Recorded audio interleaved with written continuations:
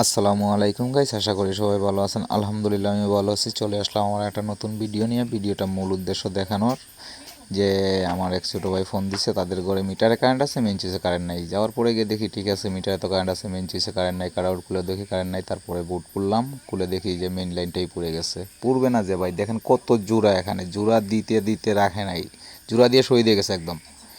তাদেরকেই মিস্ত্রি বলা হয়। দেখেন কতগুলো জোড়া, মেইন সুইচে যেরকম বোর্ডে এইরকম। তারপর কি করব, মেইন সুইচ কেটে বাইর করে নিয়ে আসলাম। আবার নতুন করে বোর্ডগুলো বাঁধলাম। বাঁধার পরে আবার ফিটিং দেব। এই অবস্থা হঠাৎ করে মনে হলো যে একটা ভিডিও বানাই এই কাজটা দিয়েই। তাহলে আমাদের নতুন যে বাইকগুলো আছে এরা দেখতে পারবে, পুরাতন বাইকগুলো বলতে পারবে যে আমি ভুলটা যে আমি একা ধরলাম, আমি যে ভুল বললাম, পুরাতন যারা আছে ভিডিও জগতে, এই মিডিয়ার জগতে, ওরাও তো বলতে পারবে যে না ঠিক আছে, এই কাজে ভুল আছে। তারপরে এই ভিডিওটা বানানো।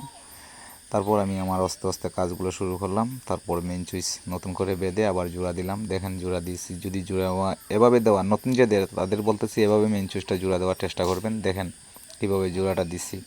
এভাবে দিলে কিন্তু অনেক সুন্দর হয়, জোড়া অনেক মজবুত হয়, তাহলে শর্ট হবে না, লুজ কালেকশনও থাকবে না। পরে পুরাতন বোর্ডগুলোর খুলে আবার নতুন করে তৈরি করলাম, করে তারপরে ঘরে লাগামো। এই অবস্থায় আসি কাজ কাম নিয়ে। এগুলো ছোটো কাজ, এখন মূলত ছোটো কাজগুলো করতে হয়, এলাকার ভাই ব্রাদার কাজগুলো কিন্তু করতে হয়। আর ছোটো কাজের ভিডিও বানাইলে এখন আর ইউটিউবে ফেসবুকে সবাই দেখতে চায় না, সেটাও আমি জানি। কারণ আমরা নতুন, তো আমাদের ভিডিও সবাই দেখবো না, পুরাতন লোকের ভিডিও অনেকেই দেখে। দেখেন মেইন সুইচটা কাজ করার পরে কী অবস্থা হয়েছে। দুই তারে দুইটা জোড়া হয়েছে, আগে কিন্তু অনেকগুলো জোড়া দেখানো গেছিলো। আলহামদুলিল্লাহ, অনেক কথা বললাম। যদি আমার ভিডিওটা ভালো লাগে তাহলে একটা লাইক, একটা কমেন্ট করে যাবেন ভাই। আর ভিডিওটা কেমন হয়েছে অবশ্যই কমেন্টে বলবেন।